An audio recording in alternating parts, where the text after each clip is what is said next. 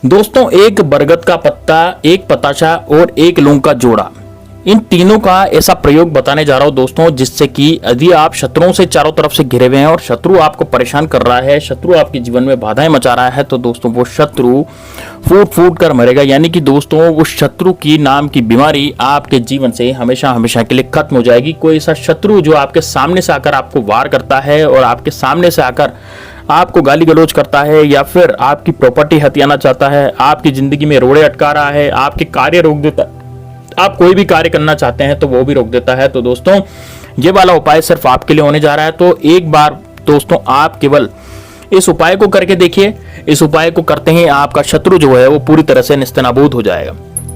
दोस्तों देखिए, सबसे पहले मैं आपको बताना चाहूंगा कि जितने भी शत्रु आपके जीवन में परेशानी मचा रहे हैं, जितनी भी बाधाएं मचा रहे हैं, वो सारे शत्रु आपके जीवन में आपको दिक्कतें पैदा कर रहे हैं। यदि आपके कोई बिजनेस चल रहा है, आपका कोई व्यापार चल रहा है, तो यदि मान लीजिए आपका कोई व्यापार अच्छा चल रहा था लेकिन अब वो व्यापार जो है वो बंद हो चुका है, या फिर आपके जीवन से शत्रु नाम की ऐसी दिक्कतें पैदा हो रही है कि शत्रु आपको पीठ पीछे आप पर वार करता है, पीठ पीछे आप पर जादू टोना करवा देता है या फिर कुछ ऐसी चीजें करवा देता है जिससे कि आपका धंधा बंद हो गया, आपका दिक्कतें पैदा हो गई, आपके परिवार में समस्याएं पैदा हो गई, आपके परिवार में किसी का एक्सीडेंट हो गया। तो दोस्तों उससे क्या होता है कि उससे आपकी जिंदगी में, आपकी लाइफ पे बहुत ज्यादा फर्क पड़ जाता है। अब दोस्तों हम इन चीजों को नजरअंदाज कर देते हैं कि भाई हो गया होगा। दोस्तों देखिए, ये सब काम शत्रुओं के होते हैं और शत्रुओं को खत्म करना सबसे बड़ी बात होती है, क्योंकि दोस्तों शत्रु जो होते हैं वो आपके यदि आप आसपास चारों तरफ से आपने शत्रु ने घेर लिया है तो दोस्तों आप व्यक्ति हमेशा डर जाता है। तो आपको डरने की बिल्कुल भी जरूरत नहीं है। आपके शत्रु जो हैं वो पूरी तरह से बर्बाद होंगे। इस प्रयोग को आपको करना है केवल मात्र, और आपका शत्रु जो है वो पूरी तरह से आपको बर्बाद हुआ मिलेगा। लेकिन दोस्तों अब किस तरह से इस उपाय को करना है, कैसे करना है, तो पूरा इस वीडियो में जानिए।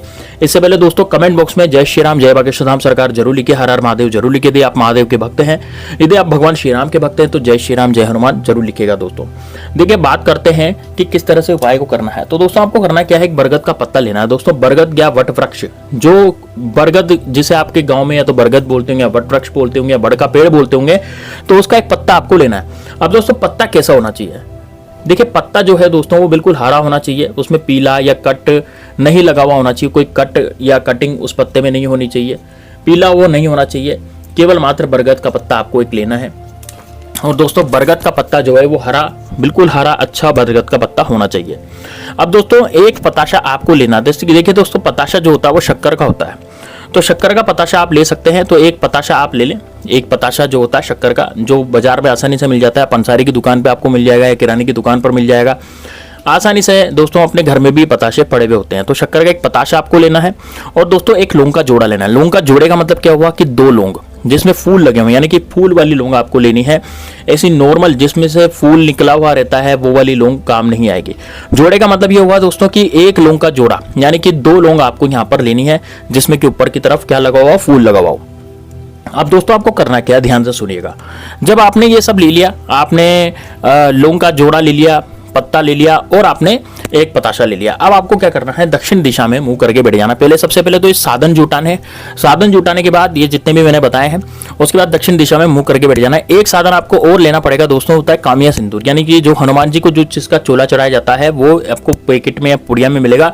5, 6 या 2 रुपए की या 5 रुपए की या 10 रुपए की पैकेट आएगी, वो पैकेट आप जरूर ले आइएगा ताकि आपको, या फिर आपके घर पे पड़ा है। दोस्तों देखिए सिंदूर जो है 2 तरह के होते हैं, एक तो लाल रंग का सिंदूर होता है, केसरा रंग का सिंदूर होता है। तो आपको लाना कौन सा है, केसरा रंग का सिंदूर लाना है, जो हनुमान जी को जिसका चोला चढ़ाया जाता है। अब दोस्तों ये तीनों चारों चीजें ला करके आपको दक्षिण दिशा में मुंह करके बैठ जाना है कि आपकी ये 2 दिशा होगी वो साउथ डायरेक्शन में होगी, यानी कि आप किसी घर में एकांत जगह पर बैठेंगे, ऐसी जगह पर बैठेंगे जहां पर आपको कोई डिस्टर्ब ना करे, पहली बात तो। दूसरा, आपका जो मुख है वो दक्षिण दिशा की तरफ होना चाहिए, यानी कि आप जो झांकोगे, आप जो देखोगे वो किधर की तरफ देखोगे, दक्षिण दिशा की तरफ आप देखोगे।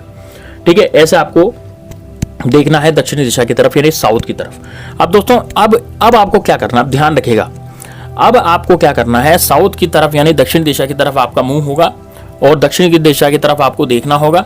अब आपको सबसे पहले काले कलर के मार्कर से पत्ते पर शत्रु लिख देना है, यानी कि शत्रु का नाम लिख देना है। अब दोस्तों देखिए, आपको यदि शत्रु का नाम पता है, जैसे मान लीजिए कोई शत्रु ऐसा है जो आपका पड़ोसी है या आपको परेशान कर रहा है डेली, है ना, डेली आकर के आपसे लड़ाई झगड़े करता है, आपको दूसरों के सामने नीचा दिखाता है, इस तरह का कोई शत्रु है और वो आपको डेली परेशान कर रहा है, तो आपको उस शत्रु का नाम उस पत्ते पर काले कलर के मार्कर से लिख देना है। और लेकिन यदि आपके बहुत सारे शत्रु हैं, आपको अपने शत्रु का नाम नहीं पता है ना, क्योंकि गुप्त शत्रु बहुत से होते हैं जो कि पीठ पीछे हम पर वार करते हैं। यानी कि सामने से तो बहुत अच्छे बन जाते हैं, सामने से बहुत भले बनते हैं, लेकिन पीठ पीछे हम भी हमारी बुराई पेलते हैं, पीठ पीछे हमारी जिंदगी में वो रोड़े मचाते हैं, उत्पात मचाते हैं। तो दोस्तों ऐसे शत्रुओं का कैसे नाश करें? तो ऐसे शत्रुओं का नाश करने के लिए आपको वहां पर केवल मात्र क्या लिखना पड़ेगा? शत्रु लिखना पड़ेगा काले कलर के मार्कर से। अब शत्रु लिखने के बाद आप क्या करेंगे? सबसे पहले एक वहां पर पताशा लिख रखेंगे। पताशे के बाद मैंने जो आपको एक लौंग का जोड़ा बताया था, 2 लौंग मैंने आपको बताई थी फूल वाली, वो आपको रख देनी है उसी पत्ते पर, यानी पताशे के ऊपर। और उस पर अब आपको कामिया रंग का थोड़ा सा सिंदूर छिटक देना है। दोस्तों सिंदूर बिल्कुल सूखा सिंदूर जो होता है ना, वही छिटकना है, इसमें कोई घी या तेल नहीं आपको मिलाना है, ठीक है। जो पताशा और लौंग और पत्ता था उस पर आपको वो सिंदूर थोड़ा सा छिटक देना है, यानी एक चुटकी या 2 चुटकी सिंदूर आप उस पर छिटक दें। छिटकने के बाद अब आप क्या करें, इसको जो पत्ता है इसको बंद कर लें। बंद करने का मतलब पत्ते को मोड़ के ऐसे कर लें कि पताशा और लौंग जो है वो दिखाई न दे। अब दोस्तों जैसे पान का बीड़ा हम बनाते हैं ना, वैसे आपको पत्ते को कर लेना है। जैसे पान नहीं बनाते हैं, मोड़ करके पत्ते को मोड़ कर पान बन जाता है, इसी तरह से इसका भी आपको क्या कर लेना, मोड़ लेना और पान बना लेना है। अब दोस्तों इसका क्या करना है, इसको हाथ में लेकर के आपको 111 बार ओम श्री भैरवाय नमः, ओम श्री भैरवाय नमः, ओम श्री भैरवाय नमः का जाप करना है। दोस्तों ये जो मंत्र होता है ये जबरदस्त रक्षा कवच का कार्य करता है। यानी कि जो मंत्र होता है ये भैरव मंत्र है, ये भैरव कवच है एक तरह से, और ये आपकी शत्रुओं से रक्षा करने में मदद करता है, यानी कि शत्रुओं की ऐसी की तैसी मिला के रख देता है। इतना जबरदस्त ये मंत्र है। तो आपको कितनी बार पाठ करना है इसका? इस पत्ते को हाथ में लेकर के सीधे हाथ में ले ले पत्ता, और कितनी बार पाठ करेंगे? 111 बार आपको इसका जाप करना है। यानी कि भैरव मंत्र का आपको जाप करना है 111 बार। 111 बार आप भैरव मंत्र का जैसे जाप करेंगे, उसके बाद इस पत्ते को लेकर के आपको जाना है बाहर की तरफ। बाहर की तरफ का मतलब हुआ, यदि जैसे मान लीजिए आप गांव में रहते हैं, तो गांव में बहुत सारी खाली जगह होती है, जैसे खेत हो गए, खलियान हो गए, है ना। तो जो खाली जगह होती है जहाँ पर खेत वगैरह रहते हैं, जो खाली खेत वगैरह रहते हैं, वहां पर आप जाएं और वहां पर जाकर के थोड़ा सा गड्ढा आपको खोदना है, और गड्ढा खोद करके इस पत्ते को वहां पर गाड़ देना है। यानी कि जो आपने जो पताशा लिया और जो 2 लौंग ली है और उसमें नाम लिखा है, उसको आपको इस पत्ते को वहां पर गाड़ देना है, यानी कि जमीन में आपको गाड़ देना है, ठीक है ना। जमीन में गाड़ने के बाद इसको मिट्टी से ढक देना है और वहां पर 3 लात मारनी है। 3 लात वहां पर मार करके आपको वापस आ जाना है। दोस्तों आप जब इसको जमीन में गाड़ेंगे तो आपके दिमाग में क्या आना चाहिए? आपके दिमाग में, आपके मांस पटल पर ये चीज आनी चाहिए कि मेरे सारे शत्रु का नाश हो जाए, मैंने जिसका इसमें नाम लिखा है वो पूरी तरह से बर्बाद हो जाए, जो मेरे ऊपर वो किया कराना छोड़ दे और मेरे ऊपर से निगाह हटा ले। इस तरह का आपको मंशा रखनी है, इस तरह की आपको इच्छा रखनी है जब आप इसको गाड़ेंगे, ठीक है।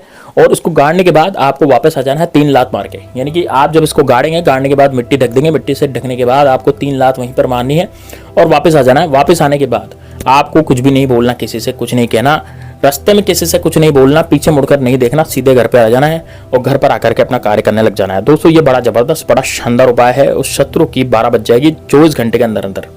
यानी कि आप खुद देखेंगे कि 24 घंटे के अंदर अंदर आपका जो शत्रु है वो पूरी तरह से बर्बाद हो जाएगा। वो किसी तरीके से हो सकता है, उसकी कोई गारंटी नहीं। अभी किसी की तरीके से बर्बाद हो सकता है, किसी भी तरीके से उस पर कुछ भी हो सकता है। तो बड़ा जबरदस्त, बड़ा शानदार उपाय है, इसको जरूर कीजिएगा। इसका कोई दिन फिक्स नहीं है दोस्तों, इसको आप कभी भी कर सकते हैं, है ना। आप कमेंट में पूछेंगे फिर कि कब करना, देखिए इसको करने का जो दिन वो मंगलवार या शनिवार को तो आप करते हैं, क्योंकि शत्रु नाश के टोटके उस दिन किए जाते हैं। लेकिन दोस्तों इसको आप कभी भी कर सकते हैं, इसका कोई फिक्स दिन नहीं है। चलिए दोस्तों मिलते हैं नेक्स्ट वीडियो में, तब तक के लिए जय श्री राम, जय बागेश्वर धाम सरकार, हर हर